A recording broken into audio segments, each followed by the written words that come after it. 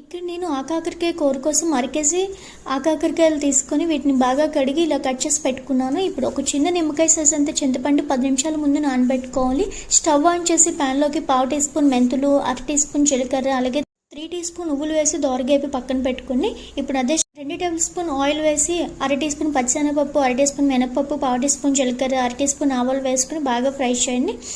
3 పచ్చిమిర్చి, ఉల్లిపాయ ముక్కలు కూడా వేసి మరొకసారి ఫ్రై చేయండి. ఇలా దంచిన 1 టీ స్పూన్ వెల్లుల్లి ముద్దను వేసి మరొక నిమిషం పాటు ఫ్రై చేయండి. ఇప్పుడు 1 టేబుల్ స్పూన్ పసుపు వేసి బాగా కలిపి పొడి కాకరకాయ ముక్కలు వేసి 2-3 నిమిషాల పాటు ఫ్రై చేయండి. ఇందులోకి 2 టేబుల్ స్పూన్ కారం, రుచికి సరిపడా సాల్ట్, 1 టేబుల్ స్పూన్ ధనియాల పొడి వేసి బాగా ఫ్రై చేసుకోండి. ఇందులో చింతపండు పులుసు వేసి 1/2 కప్పు వరకు నీళ్లు వేసి 5-6 నిమిషాలు మీడియం ఫ్లేమ్లో ఉడికించండి.